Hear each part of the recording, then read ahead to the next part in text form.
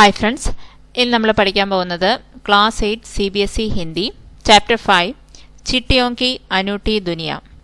എഴുതിയത് അരവിന്ദ് കുമാർ സിംഗ്. ലോകത്ത് എങ്ങനെയാണ് പ്രചരിക്കപ്പെട്ടതെന്നും മനുഷ്യജീവിതത്തിൽ കത്തുകൾക്കുള്ള പ്രാധാന്യവും മഹത്വവും, കത്തുകൾ ഓരോ സ്ഥലത്ത് ഏതൊക്കെ പേരിൽ അറിയപ്പെടുന്നു, അങ്ങനെ തുടങ്ങിയ ഒരുപാട് കാര്യങ്ങൾ ഈ പാഠത്തിലൂടെ ലേഖൻ നമ്മളുമായിട്ട് പങ്കുവെക്കുന്നുണ്ട്. അപ്പം നമുക്ക് പാഠത്തിലേക്ക് കടക്കാം. ചിട്ടിയോം കി അനൂട്ടി ദുനിയ. पत्रों की दुनिया भी अजीबो गरीब है और उसकी उपयोगिता हमेशा से बनी रही है. പത്രോം കി ദുനിയ, അതായത് കത്തുകളുടെ ലോകം. അജീബോ ഗരീബ് എന്ന് വെച്ചാൽ വിചിത്രമായത്. കത്തുകളുടെ ലോകം വളരെ വിചിത്രമായതാണ്.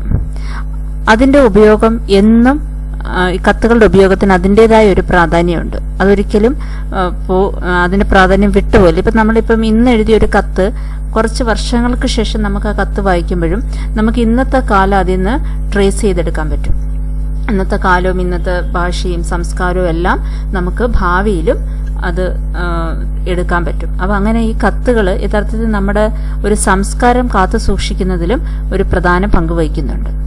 അപ്പം ഈ രീതിയിൽ അങ്ങനെ പല രീതിയിൽ നോക്കിയാലും കത്തുകളുടെ ഉപയോഗം എന്നും അതിൻ്റെതായ ഒരു പ്രാധാന്യത്തോടുകൂടി തന്നെ നിലനിൽക്കുന്നുണ്ട്. पत्र जो काम कर सकते हैं वह संचार का आधुनिकतम साधन नहीं कर सकता. പത്രങ്ങൾ ചെയ്യുന്ന ജോലി നമ്മളിപ്പോൾ സാധാരണ സന്ദേശങ്ങൾ അയക്കാൻ ഉപയോഗിക്കുന്ന മറ്റു മാധ്യമങ്ങളെ അപേക്ഷിച്ച് പത്രങ്ങൾക്ക് കുറച്ചും കൂടെ മറ്റു പ്രത്യേക രീതിയിലുള്ള കാര്യങ്ങളാണ് പത്രം ചെയ്യുന്നത്. പത്രം എന്ന് വെച്ചാൽ ലെറ്റേഴ്സ്. ഇപ്പം നമ്മളൊരു SMS മൊബൈലോ അങ്ങനെയുള്ള ആ ഒരു മീഡിയമിലൂടെ നമ്മൾ ഒരാൾക്കൊരു കാര്യം കൺവേ ചെയ്യുകയാണെങ്കിൽ നമുക്ക് കുറച്ച് ലിമിറ്റഡ് ആയിട്ട് കാര്യങ്ങൾ കൺവേ ചെയ്യാൻ പറ്റത്തുള്ളൂ. അഥവാ കുറച്ച് കാര്യങ്ങൾ നമ്മൾ സന്ദേശങ്ങൾ അയച്ചാലും അത് അവരുടെ മൊബൈലിൽ നിന്ന് ഡിലീറ്റ് ചെയ്ത് പോകുമ്പോഴോ അല്ല അതങ്ങ് പോകും. അതേസമയം ലെറ്റർ ആയിട്ട് അയച്ചു കഴിഞ്ഞാൽ അതെന്നും അവരുടെ കയ്യിൽ ഒരു ശേഖരമായി തന്നെ അവരുടെ കയ്യിൽ അതെന്നും. പത്ര ജൈസ സന്തോഷ് ഫോൺ യാ SMS കാ സന്ദേശ് കഹാ ദേ സക്താ ഹെ. ഒരു ലെറ്റർ വായിക്കുമ്പോൾ ഒരു സന്തോഷം ഒരിക്കലും ഒരു ഫോണിലൂടെയോ SMS-ലൂടെയോ നമുക്ക് ലഭിക്കില്ല. പത്ര एक नया सिलसिला शुरू करते हैं और राजनीति, साहित्य तथा कला के क्षेत्रों में तमाम विवाद और नई घटनाओं की जड़ भी पत्र ही होते हैं. അതായത് നമ്മുടെ ചുറ്റും നടക്കുന്ന പൊളിറ്റിക്കലായിട്ടുള്ളതും സാഹിത്യപരമായിട്ടുള്ള ഫീൽഡിലെയും ഉള്ള ഡെവലപ്മെന്റ്സ്, അത് തമാം വിവാദ്, അതായത് ഫുൾ ഓൾ കോൺട്രവേഴ്സീസ്, പലതരത്തിലുള്ള കോൺട്രവേഴ്സീസ്, കറണ്ട് അഫയേഴ്സ്, ഇതിനെക്കുറിച്ചെല്ലാം നമുക്കൊരു ലെറ്ററിലൂടെ, ആ സമയത്ത് എഴുതപ്പെട്ട ഒരു ലെറ്ററിലൂടെ നമുക്ക് മനസ്സിലാക്കാൻ കഴിയും. കാര്യം ഒരു ലെറ്റർ എന്ന് വെച്ചാൽ ഒരാളുടെ ആത്മാവിൽ നിന്ന് അവർ ഡയറക്റ്റായിട്ട് എഴുതുന്നതാണ്, ഒരാളുടെ ഉള്ളിൽ നിന്നും എഴുതുന്ന ഒരു ഇതാണ്. നമ്മൾ ലെറ്റർ എഴുതുമ്പോൾ തന്നെ അറിയാം, നമ്മൾ മറ്റെല്ലാം വിട്ട് നമ്മൾ മറ്റൊരാൾക്കൊരു സന്ദേശം അയക്കണമെങ്കിൽ നമ്മൾ പേഴ്സണലി ഒരിടത്തിരുന്ന് എല്ലാം എഴുതി നമ്മുടെ മനസ്സിലുള്ളതെല്ലാം നമ്മൾ എഴുതും. അപ്പോൾ ആ സമയത്ത് ആ എഴുതുന്ന ആളുടെ ഇൻട്രസ്റ്റഡ് ആയിട്ടുള്ള ഫീൽഡ്, ചിലപ്പോൾ പൊളിറ്റിക്സ് ആകാം, ചിലപ്പോൾ സാഹിത്യമാകാം, അങ്ങനെ കറണ്ട് അഫയേഴ്സ്, അങ്ങനെ അതുമായിട്ട് ബന്ധപ്പെട്ട വിഷയങ്ങളും ആ ലെറ്ററുകളിലൂടെ വരും. दुनिया का तमाम साहित्य पत्रों पर केंद्रित है और मानव सभ्यता के विकास में इन पत्रों ने अनूठी भूमिका निभाई है. അപ്പോൾ ഈ ലോകത്തിൻ്റെ ടോട്ടലായിട്ടുള്ള സാഹിത്യത്തിൻ്റെ വികസനവും അതുപോലെ മാനവ സഭ്യത, നമ്മുടെ മനുഷ്യ സംസ്കാരത്തിൻ്റെ വികാസവും എല്ലാം ഈ ലെറ്ററുമായിട്ട് കേന്ദ്രീകരിക്കപ്പെട്ടതാണ്. അത് ആ ലെറ്ററിലൂടെ നമുക്ക് അതിനെക്കുറിച്ച് അറിയാനും നമുക്കത് കാത്തു സൂക്ഷിക്കാനും എല്ലാം പറ്റും. ഈ ലെറ്ററിന് നമ്മുടെ സംസ്കാരങ്ങളെ മെച്ചമാക്കി നിർത്താൻ നല്ല ഒരു പങ്ക് ലെറ്ററുകൾ വഹിച്ചിട്ടുണ്ട്. നമ്മുടെ മുൻ പ്രധാനമന്ത്രി ശ്രീ ജവഹർലാൽ നെഹ്റു അദ്ദേഹത്തിന്റെ മകളായ ശ്രീമതി ഇന്ദിരാഗാന്ധിക്ക് ഒരച്ഛൻ മകൾക്ക് അയച്ച കത്തുകൾ എന്നുള്ള സമാഹാരമുണ്ട്. അത് കുട്ടികളെല്ലാം വായിച്ചിരുന്നാൽ നല്ലതായിരിക്കും. കത്തുകളുടെ പ്രാധാന്യവും മഹത്വവും നമുക്കതിലൂടെ മനസ്സിലാക്കാവുന്നതാണ്. പത്രോं का भाव सब जगह एक सा है भले ही उसका नाम अलग अलग हो. ഒരാള് ഒരു പത്രം എഴുതുമ്പോൾ അവർക്കുണ്ടാകുന്ന ഭാവം, അല്ലെങ്കിൽ പത്രത്തിന്റെ ഒരു ഭാവം എല്ലാ സ്ഥലത്തും ഒരേപോലെയാണ്. പല സ്ഥലത്തും പല പേരുകളിലാണ് പത്രങ്ങൾ അറിയപ്പെടുന്നെങ്കിലും ഒരു ലെറ്റർ അയക്കുമ്പോൾ ഉണ്ടാകുന്ന നമ്മുടെ ആ ഒരു മാനസികാവസ്ഥയും അത് കിട്ടുമ്പോൾ ഒരാൾക്കുണ്ടാകുന്ന ആ മാനസികമായ ഒരു ഉല്ലാസവും എല്ലാം എല്ലായിടത്തും ഒരേപോലെയാണ്. പത്ര को उर्दू में खत, संस्कृत में पत्र, कन्नड़ में कागज, तेलुगु में उत्तरम, जाबू और लेख तथा तमिल में कड़ित कहा जाता है. അപ്പോൾ ഈ സെന്റൻസിൽ ഓരോ സ്ഥലത്തും ലെറ്ററിന് പറയുന്ന പേരുകളാണ് പറഞ്ഞിരിക്കുന്നത്. पत्र यादों को सहेज कर रखते हैं, इसमें किसी को कोई संदेह नहीं है. പത്രങ്ങൾ നമ്മുടെ ഓർമ്മകളെ സൂക്ഷിച്ചു വെക്കും, ഇതിനകത്ത് ആർക്കും ഒരു സംശയമില്ല. हर एक की अपनी पत्र लेखन कला है और हर एक के पत्रों का अपना दायरा. ഓരോരുത്തർക്കും അവനവൻ എഴുതുന്ന കത്തെന്ന് പറഞ്ഞാൽ അവരുടെ സാഹിത്യപരമായിട്ടുള്ളത് ആത്മീയപരമായിട്ടുള്ള ആവിഷ്കാരമാണ്. അത് അവരുടെ ഒരു കലയാണ്. അപ്പം അവർക്ക് എക്സ്പ്രസ് ചെയ്യാനുള്ളതെല്ലാം ഒരാൾ ഒരു കത്തിലൂടെ നല്ല ഭംഗിയായിട്ട് ഒരാൾക്കത് ചെയ്യാൻ കഴിയും. दुनिया भर में रोज करोड़ों पत्र एक दूसरे को तलाशते तमाम ठिकानों तक पहुंचते हैं. ഈ ലോകത്താകമാനം ഒരു ദിവസം കോടിക്കണക്കിന് കത്തുകൾ ഓരോരുത്തരെ അന്വേഷിച്ചുകൊണ്ട് ഓരോ വ്യക്തികളെയും അന്വേഷിച്ചുകൊണ്ട് പോസ്റ്റ് ഓഫീസിൽ എത്താറുണ്ട്. भारत में ही रोज 4.5 करोड़ चिट्ठियां डाक में डाली जाती है और जो साबित करती हैं कि पत्र कितनी अहमियत रखते हैं. ഭാരതത്തിലെ കാര്യം തന്നെ എടുക്കുകയാണെങ്കിൽ ഒരു ദിവസം 4 കോടി കത്തുകളാണ് പോസ്റ്റ് ഓഫീസിൽ എത്തപ്പെടുന്നത്. അപ്പൊ ഇത് പ്രൂവ് ചെയ്യുന്ന എന്താണ്? സാബിത് കർണാന്ന് വെച്ചാൽ പ്രൂവ് ചെയ്യുക. ഇത് പ്രൂവ് ചെയ്യുന്ന എന്താണ്? ലെറ്റേഴ്സ് എത്രമാത്രം ഇമ്പോർട്ടന്റ് ആണെന്നാണ്. അഹമിയത്ത് എന്ന് വെച്ചാൽ ഇമ്പോർട്ടൻസ്. പണ്ഡിറ്റ് ജവഹർലാൽ നെഹ്റു ने सन 1953 में സഹി ഹി കഹാത്ത. അപ്പം 1953 നമ്മുടെ മുൻ പ്രധാനമന്ത്രിയായ ശ്രീ ജവഹർലാൽ നെഹ്റു ഒരു കാര്യം പറഞ്ഞു. എന്താണത്? ഹസാരോം സാലോം തക് സഞ്ചാർ കാ സാധൻ കേവൽ ഹർക്കാരെ റനർസ് യാ ഫിർ തേജ് ഘോടെ രഹത്തെ. ആയിരക്കണക്കിന് വർഷങ്ങളോളം, ഹസാരോം സാൽ എന്ന് വെച്ചാൽ ആയിരക്കണക്കിന് വർഷങ്ങളോളം സഞ്ചാർ കാ സാധൻ, അതായത് സന്ദേശങ്ങൾ അയക്കാനുള്ളൊരു മീഡിയം എന്തൊക്കെയായിരുന്നു? ഹർക്കാരെ എന്ന് വെച്ചാൽ റണ്ണേഴ്സ്. അപ്പോൾ ഒരിടത്തുനിന്ന് ഒരു സന്ദേശം ഒരു ഇതിലാക്കി ഒരു ഇതിനകത്ത് എഴുതി താളിയോലയിലോ അങ്ങനെ എന്തെങ്കിലും ഒരു ഓലയ്ക്കകത്തോ എഴുതി അത് ഒരാൾ ഓടിക്കൊണ്ടുവന്നാണ് മറ്റൊരിടത്തേക്ക് സന്ദേശം കൊണ്ടുവരുന്നത്. അപ്പോഴാണ് ഹർക്കാരെ. അങ്ങനെ ഓടുന്ന ആളുകളെ, ആ റണ്ണേഴ്സിനാണ് നമ്മൾ ഹർക്കാരെ എന്ന് വിളിക്കുന്നത്. അതല്ല എങ്കിൽ തേജ് ഘോടെ, അതായത് നല്ല സ്പീഡിൽ പോകുന്ന കുതിരയുടെ മാധ്യമത്തിലൂടെയും പണ്ട് സന്ദേശങ്ങൾ ഒരിടത്തുനിന്ന് മറ്റൊരു സ്ഥലത്തേക്ക് കൈമാറുമായിരുന്നു. ഉസ്കെ ബാദ് പഹിയെ ആയി. പഹീലിന്റെ കണ്ടുപിടുത്തത്തോടുകൂടി അതൊന്നും കൂടെ സ്പീഡിലായി. പഹി എന്ന് വെച്ചാൽ വീൽസ്. पर रेलवे और तार में से भारी बदलाव आया. പക്ഷേ റെയിൽവേ സിസ്റ്റം വന്നപ്പോഴും താർ എന്ന് വെച്ചാൽ ടെലഗ്രാം ഒക്കെ വന്നപ്പം ഭയങ്കരമായൊരു വ്യത്യാസം വന്നു. तार ने रेलों से भी तेज गति से संवाद पहुंचने का सिलसिला शुरू किया. ടെലഗ്രാം ആണെങ്കിൽ തീവണ്ടിയിൽ സന്ദേശം വിടുന്നതിനേക്കാൾ സ്പീഡിൽ ടെലഗ്രാമിലൂടെ സന്ദേശങ്ങൾ പോകാൻ തുടങ്ങി. അബ് ടെലിഫോൺ വയർലെസ്, ഇപ്പോഴാണെങ്കിൽ ടെലിഫോണായി, വയർലെസ് ആയി. അവർ ആകെ ഇനി അങ്ങോട്ട് എന്താണ്? റഡാർ ദുനിയ ബദൽ രഹാ ഹെ. അതായത് ഇനി അങ്ങോട്ട് റഡാർ ആയിരിക്കും ഈ ലോകത്തെ മാറ്റിമറിക്കുന്നത്. അപ്പൊ ഈ ഒരു കാര്യം ജവഹർലാൽ നെഹ്റു 1953, അതായത് 1953 പറഞ്ഞ കാര്യമാണ്. ആക്ച്വലി അദ്ദേഹം പറഞ്ഞ പോലെ എല്ലാം അതിനപ്പുറവും സംഭവിച്ചു. ശതാബ്ദി में പത്ര ലേഖൻ ने एक कला का रूप ले लिया. അപ്പം കഴിഞ്ഞ ഒരു സെഞ്ചുറിയിൽ ലെറ്റർ റൈറ്റിംഗ് എന്ന് പറയുന്നത് ഒരു കലയായിട്ട് കരുതാൻ തുടങ്ങി. डाक व्यवस्था के सुधार के साथ पत्रों को सही दिशा देने के लिए विशेष प्रयास किए गए. डाक വ്യവസ്ഥ എന്ന് വെച്ചാൽ പോസ്റ്റൽ സിസ്റ്റത്തിനൊരു സുതാര്യത വരുത്തുന്നതിനോടൊപ്പം തന്നെ ഈ ഒരു സിസ്റ്റത്തിനൊരു ശരിയായ ഒരു വഴി നൽകാനുള്ള ഒരു പരിശ്രമങ്ങളും അധികാരികളുടെ ഭാഗത്തു നിന്ന് ഉണ്ടാകാൻ തുടങ്ങി. പത്ര സംസ്കൃതി വികസിത് करने के लिए स्कूली पाठ्यक्रमों में पत्र लेखन का विषय भी शामिल किया गया. അപ്പോൾ ഈ ലെറ്റർ റൈറ്റിംഗ് എന്നുള്ള ആ ഒരു സംസ്കാരം വികസിപ്പിക്കാൻ വേണ്ടി നമ്മുടെ സ്കൂൾ പാഠ്യപദ്ധതികളിലെല്ലാം ലെറ്റർ റൈറ്റിംഗ് ഒരു വിഷയമാക്കി തന്നെ കൊടുത്തു.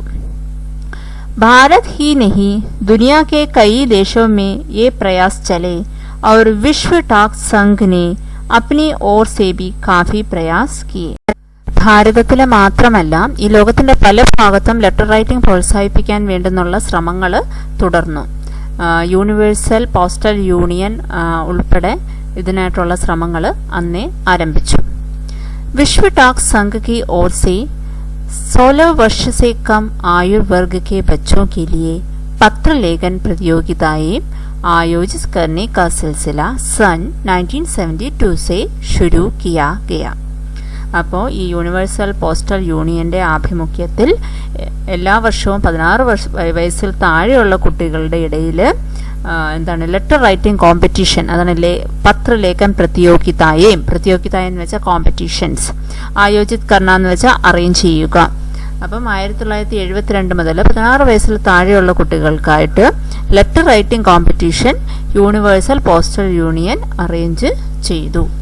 1972 हिंदी പറയുന്നത് 1972. यह सही है कि खास तौर पर बड़े शहरों और महानगरों में संचार साधनों के तेज विकास तथा अन्य कारणों से पत्रों की आवाजाही प्रभावित हुई है, पर देहाती दुनिया आज भी चिट्ठियों से ही चल रही है. യഹ് സഹി ഹെ, ഇത് ശരിയാണ്. എന്താണ്, ഈ ലോകത്ത് വലിയ വലിയ പട്ടണങ്ങളിലും മഹാനഗരത്തിലും എല്ലാം എന്താണ് നമ്മുടെ സന്ദേശം അയക്കുന്ന സ്പീഡ് ഭയങ്കര സ്പീഡിലാണ്. അപ്പം അവർ മോഡേൺ ടെക്നോളജി ഉപയോഗിച്ചെല്ലാം ആണ് അയക്കുന്നത്. എങ്കിൽ തന്നെയും എന്താണ് ഗാവ് വാലെ, അതായത് വളരെ ഗ്രാമീണമായിട്ടുള്ള ഏരിയയിൽ ഇപ്പോഴും ലെറ്ററിന് അതിൻ്റെതായ മഹത്വമുണ്ട്. അവരിപ്പോഴും അത് ഉപയോഗിച്ചുകൊണ്ട് ഇരിക്കുന്നു. फैक्स, ईमेल, टेलीफोन तथा मोबाइल ने चिट्ठियों की तेजी को रोका है, पर व्यापारिक डाक की संख्या लगातार बढ़ रही है.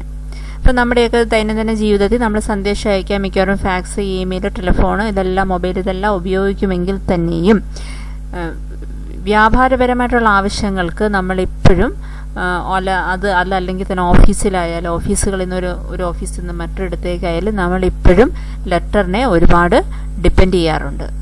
കാര്യം ഒരു ലെറ്റർ ഒരിടത്തേക്ക് ഇഫക്റ്റീവായിട്ട് സന്ദേശം കൊടുക്കുന്നത് പോലെ മറ്റൊരു മാധ്യമങ്ങൾക്കും അത്രത്തോളം എത്താൻ പറ്റിയിട്ടില്ല.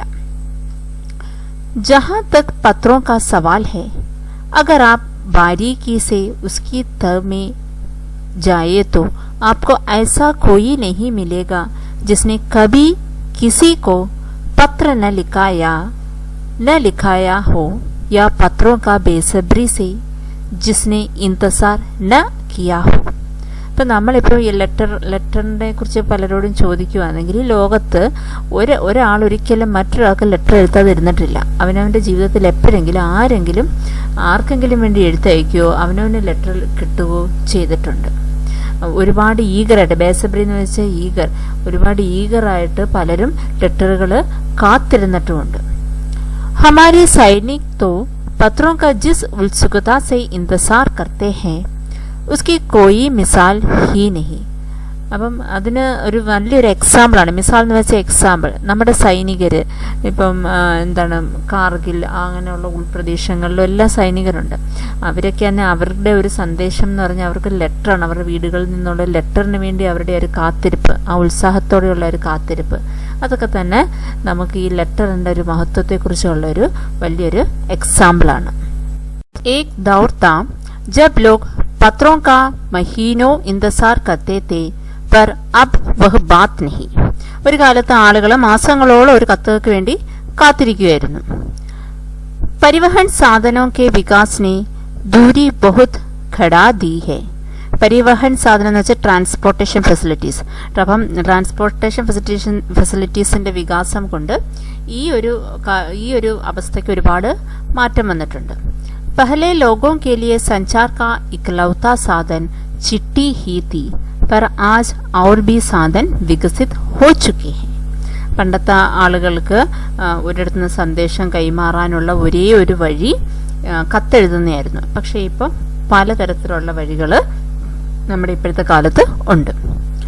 आज देश में ऐसे लोगों की कमी नहीं है जो अपने पुरखों की चिट्ठियों को सहेज और संजोकर विरासत के रूप में रखे हुए हो, या फिर बड़े बड़े लेखक, पत्रकारों, उद्यमी, कवि, प्रशासक, सन्यासी या किसान, इनकी पत्र रचनाएं अपने आप में अनुसंधान का विषय है.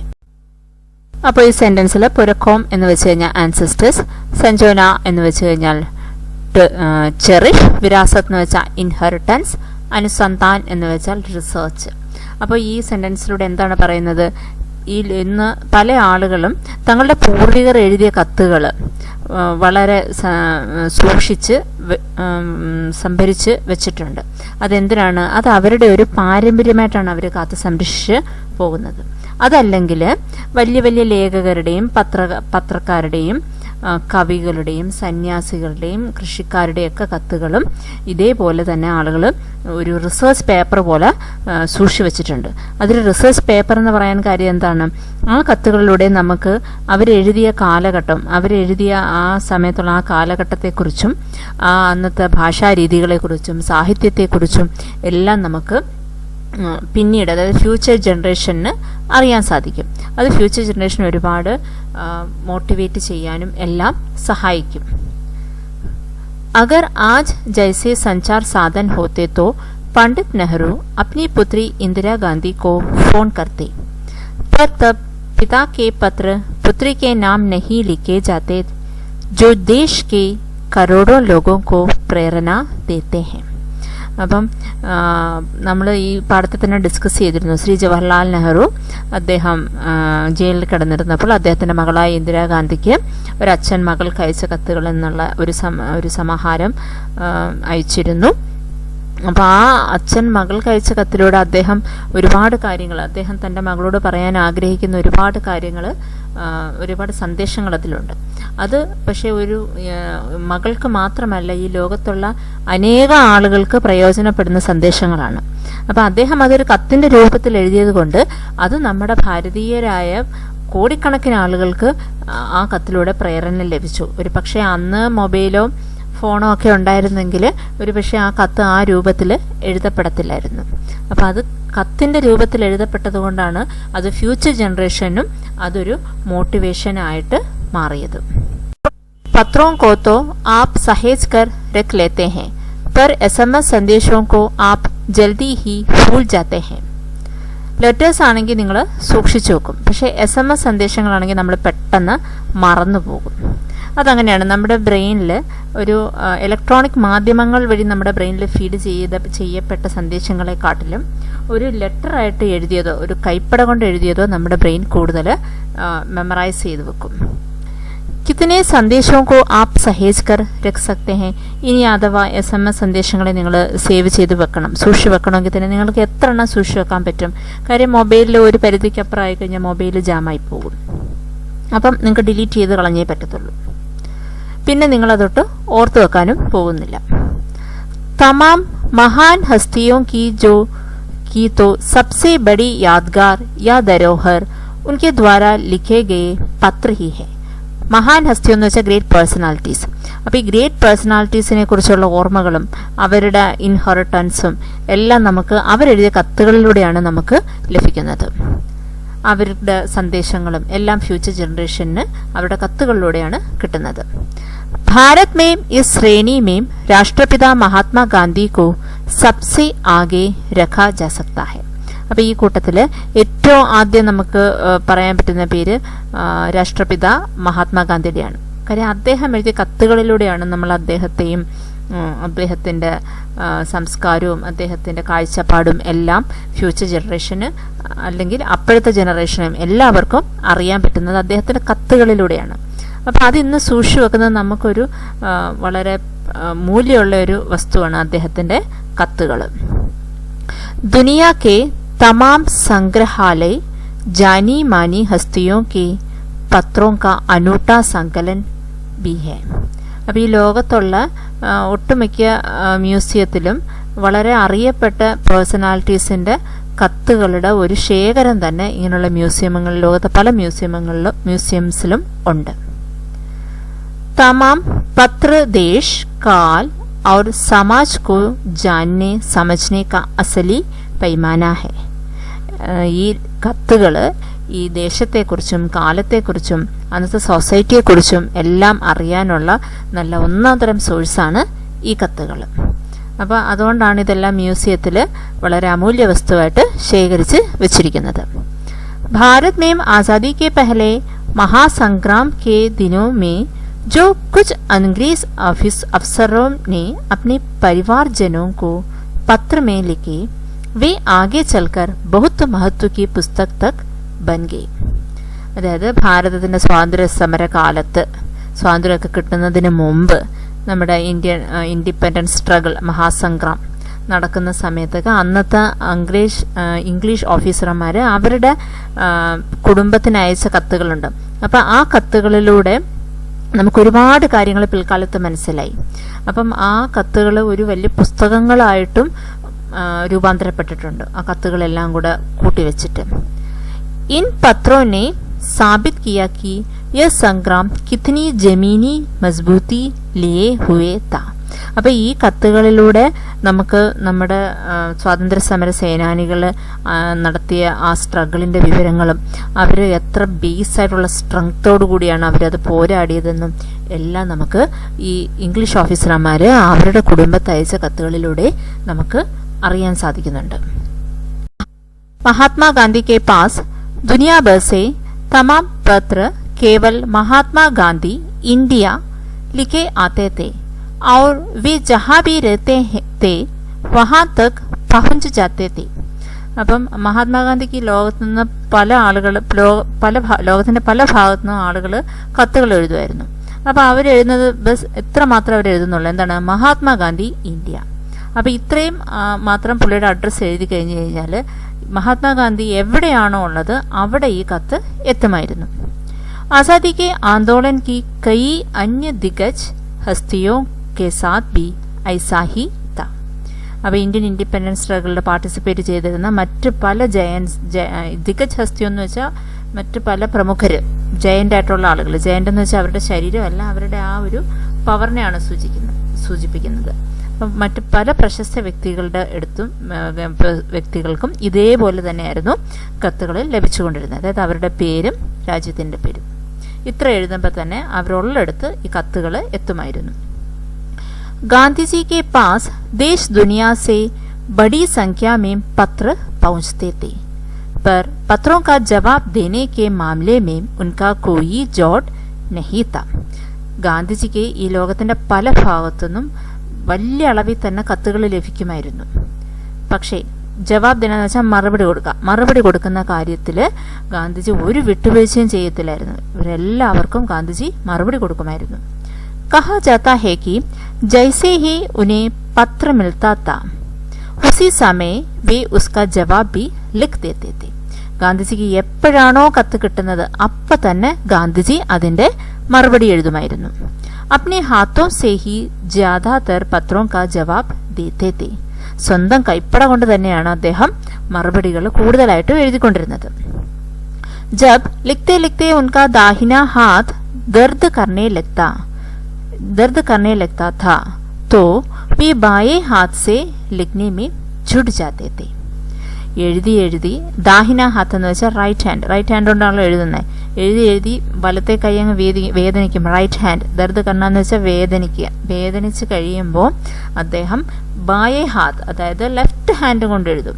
പക്ഷെ അങ്ങനെ മറുപടി എഴുതുന്നതിൽ ഒരു വിട്ടുവീഴ്ചയില്ല. കാര്യം അദ്ദേഹത്തിന് അത്രയും പ്രാധാന്യമാണ് ആ കത്ത് കിട്ടുന്നതും അതിന് മറുപടി കൊടുക്കുന്നതിനും എല്ലാം ഗാന്ധിജി ഒരുപാട് പ്രാധാന്യം കൽപ്പിച്ചിരുന്നു. അപ്പം വലത്തെ കൈ വേദന എടുക്കുമ്പോൾ അദ്ദേഹം ഇടത്തെ കൈ കൊണ്ട് എഴുതുമായിരുന്നു. महात्मा गांधी ही नहीं, आंदोलन के तमाम नायकों के पत्र गांव में मिल जाते थे. ഇപ്പോൾ ഗാന്ധിജിയുടെ മാത്രമല്ല, ഇതേപോലെ പല സ്വാതന്ത്ര്യ സമര സേനാനികളുടെയും കത്തുകൾ ഗ്രാമങ്ങളിലുള്ള പലർക്കും മറുപടി കത്തായിട്ട് കിട്ടുമായിരുന്നു. പത്ര भेजने वाले लोग उन पत्रों को किसी प्रशस्ति पत्र से कम नहीं मानते हैं और कई लोगों ने तो उन पत्रों को फ्रेम कराकर रख लिया है. അതായത് ഇപ്പം ലോകത്തിൻ്റെ ആയാലും ഇന്ത്യയുടെ ആയാലും പല ഭാഗത്തുനിന്ന് ആളുകൾ കത്തയക്കുമല്ലോ. കത്തയച്ച് അവർക്ക് കിട്ടുന്ന ഈ മറുപടി കത്തുകളുണ്ടല്ലോ, അവരതൊരു പ്രശസ്തി പത്രം പോലെയാണ് സൂക്ഷിച്ചു വെക്കുന്നത്. ചിലരാണെങ്കിൽ അതിനെ ഫ്രെയിം ചെയ്തും വെക്കും. യഹ് ഹേ പത്രോं का जादू, ഇതാണ് ലെറ്ററിൻ്റെ മാജിക്. യഹി നഹി, പത്രോं के आधार पर ही कई भाषाओं में जाने कितनी किताबें लिखी जा चुकी है. ഇവിടെ നമ്മുടെ ഭാരതത്തിലോ അല്ലെങ്കിൽ നമ്മുടെ ഈ ഒരു പ്രദേശത്തോ മാത്രമല്ല, ഈ ലെറ്ററിനെ ബേസ് ചെയ്ത് പല ഭാഷകളിലും ലോകത്തിൻ്റെ പല സ്ഥലങ്ങളിലും ഒരുപാട് പുസ്തകങ്ങളും എഴുതപ്പെട്ടിട്ടുണ്ട്. വാസ്തവ में പത്ര किसी दस्तावेज से कम नहीं है. ദസ്താവേസ് എന്ന് വെച്ചാൽ ഡോക്യുമെന്റ്. യഥാർത്ഥത്തിൽ പത്രം ഒരു നല്ലൊരു ഡോക്യുമെന്റ് ആണ്. ഒരു ഡോക്യുമെന്റിനെക്കാട്ടി കുറഞ്ഞ ഒരു ഇതായിട്ട് നമുക്ക് പത്രത്തെ കരുതാൻ പറ്റില്ല. കാരണം എന്താന്ന് വെച്ചാൽ पंत के 200 पत्र, बच्चन के नाम और निराला के पत्र हमको लिखियो हैं कहा तथा पत्रों के आईने में दयानंद सरस्वती समेत कई पुस्तकें आपको मिल जाएगी. കാരണം എന്താണെന്ന് വെച്ചാൽ നമ്മുടെ സുമിത്രാനന്ദ പന്തിൻ്റെ തന്നെ ഒരു 100-200 ലെറ്റേഴ്സ് ഉണ്ട്. ബച്ചൻ്റെ പേരിലുള്ള ലെറ്റേഴ്സ് നമുക്ക് കിട്ടും. നിരാല അദ്ദേഹത്തിൻ്റെ ലെറ്റേഴ്സ് കിട്ടും. അതേപോലെ ദയാനന്ദ സരസ്വതി, ഇങ്ങനെ പല പ്രമുഖരുടെയും ലെറ്റേഴ്സ് നമ്മളൊരു ഡോക്യുമെൻ്റായിട്ടാണ് നമ്മളിപ്പോഴും സൂക്ഷിച്ചു വച്ചിരിക്കുന്നത്. കാര്യം അവരുടെയൊക്കെ ലെറ്റേഴ്സിൽ നിന്ന് നമ്മൾ ഈ പാഠത്തിൽ പലവട്ടം പറഞ്ഞ പോലെ തന്നെ നമുക്ക് ഒരുപാട് കാര്യങ്ങൾ നമുക്ക് അറിയാൻ കഴിയുന്നുണ്ട്. അവരുടെ സാഹിത്യമായാലും ഭാഷയായാലും അവരുടെ സംസ്കാരമായാലും അവർക്ക് തരാനുള്ള സന്ദേശങ്ങളായാലും അങ്ങനെ ഒരുപാട് കാര്യങ്ങൾ ഈ പത്രങ്ങളിലൂടെ നമുക്ക് ഈ ലെറ്റേഴ്സിലൂടെ നമുക്ക് കിട്ടും. कहा जाता है कि प्रेमचंद खास तौर पर नए लेखकों को बहुत प्रेरक जवाब देते थे तथा पत्रों के जवाब में वे बहुत मुस्तैद रहते थे. മുസ്തൈദ് എന്ന് വെച്ചാൽ ആക്റ്റീവ്. അപ്പോൾ പ്രേംചന്ദ് അദ്ദേഹം ഉയർന്നു വരുന്ന യുവലേഖകർക്ക് നല്ല മോട്ടിവേഷൻ കൊടുക്കുന്ന മറുപടികൾ കൊടുക്കുമായിരുന്നു. ഇങ്ങനെ മറുപടി കൊടുക്കുന്ന കാര്യത്തിൽ അദ്ദേഹം വളരെ ആക്റ്റീവായിരുന്നു. കാര്യം അദ്ദേഹത്തിനും ആ എഴുത്തിൻ്റെ ആ ലെറ്റേഴ്സിൻ്റെ ഒരു മഹത്വം അദ്ദേഹം ഒരുപാട് ഉൾക്കൊണ്ട് പ്രവർത്തിച്ചിരുന്ന ഒരു വ്യക്തിയാണ് പ്രേംചന്ദ്. इसी प्रकार नेहरू और गांधी के लिखे गए रवींद्रनाथ टैगोर के पत्र भी बहुत प्रेरक है. അതേപോലെ നെഹ്റുവും ഗാന്ധിയും ഒക്കെ എഴുതിയ രവീന്ദ്രനാഥ് ടാഗോറിൻ്റെ ലെറ്ററും എല്ലാം നമുക്ക് ഒരുപാട് പ്രോത്സാഹനം തരുന്ന സംഗതികളാണ്. महात्मा और कवि के नाम से महात्मा गांधी और रवींद्रनाथ टैगोर के बीच सन 1915 से 1941 के बीच के पत्राचार का संग्रह प्रकाशित हुआ है, जिसमें बहुत से नए तत्वों और उनकी मनोदशा का लेखा जोखा मिलता है. മഹാത്മാ ഔർ കവി എന്ന പേരിൽ മഹാത്മാഗാന്ധിയുടെയും രവീന്ദ്രനാഥ് ടാഗോറിൻ്റെയും ലെറ്റേഴ്സ്, അതായത് 1915-നും 1941-നും ഇടയ്ക്ക് ഉള്ള ആ ലെറ്റേഴ്സ് എല്ലാം കൂടെ ഒരുമിച്ചാക്കിയിട്ട് ഒരു ബുക്ക് പ്രസിദ്ധീകരിച്ചിരുന്നു. അതിൻ്റെ പേര് മഹാത്മാ ഔർ കവി എന്നാണ്. അപ്പോൾ അതിനകത്ത് ഒരുപാട് തത്വങ്ങളും അവരുടെ മനോദശകളെക്കുറിച്ചും ഒക്കെ ആ പുസ്തകത്തിൽ ആ ലെറ്ററുകളിലൂടെ പരാമർശിക്കുന്നുണ്ട്. പത്ര വ്യവഹാർ की परंपरा भारत में बहुत पुरानी है. ഈ പോസ്റ്റൽ സിസ്റ്റം എന്ന് പറയുന്നത്, ലെറ്റർ സിസ്റ്റം എന്ന് പറയുന്നതിൻ്റെ പാരമ്പര്യം ഭാരതത്തിൽ വളരെ വേരൂന്നിയ ഒരു പാരമ്പര്യമാണ്. അതായത് വളരെ പണ്ട കാലം തൊട്ടേ നമ്മൾ ഫോളോ ചെയ്തു വരുന്ന ഒരു സംവിധാനമാണ് ലെറ്റർ സിസ്റ്റം. पर इसका असली विकास आज़ादी के बाद ही हुआ था. പക്ഷേ ഇതിൻ്റെ ശരിയായ വികാസം സ്വാതന്ത്ര്യത്തിന് ശേഷമാണ് ഉണ്ടായത്. तमाम सरकारी विभागों की तुलना में सबसे ज़्यादा गुडविल डाक विभाग की ही है. ടോട്ടലി നോക്കുകയാണെങ്കിൽ സർക്കാരി വിഭാഗം, സർക്കാർ ഡിപ്പാർട്ട്മെൻറ്റുകളിൽ എല്ലാം ഒന്ന് കമ്പയർ ചെയ്ത് നോക്കുകയാണെങ്കിൽ കൂടുതൽ ഗുഡ്വിൽ പോസ്റ്റൽ വിഭാഗത്തിനാണ് ഉള്ളത്. അതായത് കൂടുതൽ ഒരു വില, അതായത് കൂടുതൽ പ്രവർത്തിക്കുന്നതിൻ്റെതായ ഒരു മൂല്യം എന്താണ് നമ്മുടെ പോസ്റ്റൽ വിഭാഗത്തിനാണ് ഉള്ളത്. इसकी एक खास वजह यह भी है कि यह लोगों को जोड़ने का काम करता है. അതിൻ്റെ ഒരു പ്രധാന കാര്യം എന്താണെന്ന് വെച്ചാൽ ഇത് ആളുകളെ തമ്മിൽ ബന്ധിപ്പിക്കുന്നതിൽ ഒരു പ്രധാന പങ്ക് വഹിക്കുന്നുണ്ട്. ഘർ ഘർ തക് ഇസ്കി പഹുഞ്ച് ഹെ. ഓരോ വീടുകളിലും പോസ്റ്റൽ സർവീസിൻ്റെ ഫലം എത്തുന്നുണ്ട്. संचार के तमाम उन्नत साधनों के बाद भी चिट्ठी पत्री की हैसियत बरकरार है.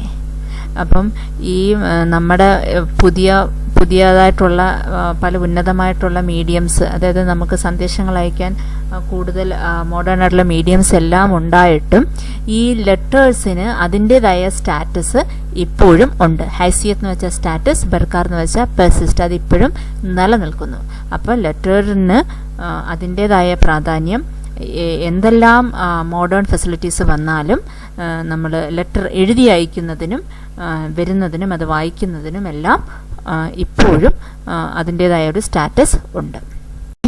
शहरी इलाकों में आलीशान हवालिया हो या फिर झोपड़पट्टियों में रह रहे लोग, दुर्गम जंगलों से घिरे गांव हो या फिर बर्फबारी के बीच जी रहे पहाड़ों के लोग, समुद्र तट पर रह रहे मछुआरे हो या फिर रेगिस्तान की टावनियों में रह रहे लोग, आज भी खतरों का ही सबसे अधिक बेसब्री से इंतजार होता है. ഈ പാഠത്തിൽ മിക്കവാറും ഇതേപോലൊരു വലിയ സെൻറ്റൻസുകൾ വരുന്നുണ്ട്. അപ്പം നമ്മൾ അത് വായിച്ച് ജസ്റ്റ് അതിൻ്റെ അർത്ഥം മനസ്സിലാക്കി പോവാം. ഷഹറി ഇലാക്കോ, അതായത് സിറ്റി ഏരിയ, അലിഷാൻ ഹവാലിയ എന്ന് വെച്ചാൽ ലക്ഷറീസ് ആയിട്ടുള്ള തെരുവുകൾ, അതല്ലെങ്കിൽ ജോപ്പട്പടിയാം, അതല്ലെങ്കിൽ വളരെ പൂറായിട്ടുള്ള ആളുകൾ താമസിക്കുന്നിടം. ദുർഗം ജംഗൽ, അതായത് വളരെ റിമോട്ടായിട്ടുള്ള കാട്ടുപ്രദേശം, അല്ലെങ്കിൽ ബർഫ്ദാരി മഞ്ഞ് വീണ സ്ഥലങ്ങൾ, മൗണ്ടനസ് ഏരിയ, പിന്നെ സമുദ്രതട്, അതായത് കടലിനടുത്തുള്ള താമസക്കാർ, പിന്നെ ഡെസേർട്ടിൽ താമസിക്കുന്നവർ, ഇങ്ങനെ എവിടെയുള്ള ആളുകളായാലും, ഈ പറയുന്ന ഏത് ഏരിയയിലുള്ള ആളുകളായാലും എല്ലാവരും ലെറ്റേഴ്സിന് വേണ്ടി വളരെ ഈഗറായിട്ട് തന്നെ കാത്തിരിക്കാറുണ്ട്. एक दो नहीं, करोड़ों लोग खतों और अन्य सेवाओं के लिए रोज भारतीय डाकघरों के दरवाजों पर तक पहुंचते हैं और इसकी बहुआयामी भूमिका नजर आ रही है.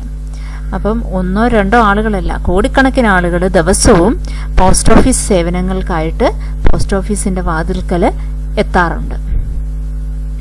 दूर देहात में लाखों गरीब घरों में चूल्हे मनी ऑर्डर अर्थव्यवस्था से ही जलते हैं. दूर देहात में लाखों गरीब घरों में चूल्हे मनी ऑर्डर अर्थव्यवस्था से ही जलते हैं. അതായത് ഒരുപാട് ഉൾപ്രദേശങ്ങളിലുള്ള പല ഗ്രാമങ്ങളിലും ചൂള എരിയുന്നത് മണി ഓർഡർ വന്നിട്ടാണ്. അതായത് ഇതിൽ നിന്ന് മനസ്സിലാക്കാനുള്ള കാര്യം എന്താണ്, അവർക്ക് ചെലവിന് അവരുടെ വീടുകളിൽ നിന്നൊക്കെ ആളുകൾ ദൂരസ്ഥലങ്ങളിൽ ജോലിക്ക് പോയ ശേഷം അവർ പൈസ മണി ഓർഡർ വഴിയാണ് വീടുകളിലേക്ക് അയച്ചു കൊടുക്കുന്നത്. അപ്പോൾ ഈ പൈസ വെച്ചാണ് അവരവരുടെ വീട്ടുകാര്യങ്ങൾ നോക്കുന്നത്. ഇപ്പം ചൂള ഏരിയ എന്ന് വെച്ചാൽ എന്താണ്, അവർക്കുള്ള ഭക്ഷണങ്ങളും എല്ലാം അവർ ഈ മണി ഓർഡറിൽ വരുന്ന പൈസ കൊണ്ടാണ് അവർ മേടിക്കുന്നത്. അപ്പോൾ ഇതിൽ നിന്ന് നമുക്ക് മനസ്സിലാക്കാവുന്ന കാര്യം എന്താണ്, ഇപ്പോഴും ഒരുപാട് ആളുകളും പോസ്റ്റൽ ഡിപ്പാർട്ട്മെൻറ്റിൻ്റെ മണി ഓർഡർ സേവനങ്ങൾ ഉപയോഗിക്കുന്നുണ്ട്. അപ്പോൾ ഒരുപാട് ഉൾപ്രദേശങ്ങളിലുള്ള അവരുടെ അടുത്ത് ഈ ഗൂഗിൾ പേയും നെറ്റ് ബാങ്കിങ്ങും അങ്ങനെ ബാങ്കിൻ്റെ സേവനം പോലും അവർക്ക് വളരെ പാടായിരിക്കും. അപ്പം അവിടെയും ഉൾപ്രദേശങ്ങളിലും പോസ്റ്റൽ ഡിപ്പാർട്ട്മെൻറ്റ് മണി ഓർഡറിൻ്റെ രൂപത്തിൽ അവർക്ക് പൈസയ്ക്കുള്ള പ്രൊവിഷൻ ഉണ്ടാക്കുന്നുണ്ട്. गांवों या गरीब बस्तियों में चिट्ठी या मनी ऑर्डर लेकर पहुंचने वाला डाकिया देवदूत के रूप में देखा जाता है. അങ്ങനെ ഇതുപോലുള്ള ഗ്രാമങ്ങളിൽ കത്തും മണി ഓർഡറുമൊക്കെ ആയിട്ട് വരുന്ന പോസ്റ്റ്മാൻ അല്ലെങ്കിൽ പോസ്റ്റ് വുമൻ, ഇവരെ ദേവദൂതരെ പോലെയാണ് ആളുകൾ നോക്കി ആരാധിക്കുന്നത്. അപ്പോൾ ശ്രീ അരവിന്ദ് കുമാർ സിംഗിൻ്റെ ഈ പാഠം നിങ്ങൾക്കെല്ലാവർക്കും ഇഷ്ടപ്പെട്ടെന്ന് വിശ്വസിക്കുന്നു. Thank you.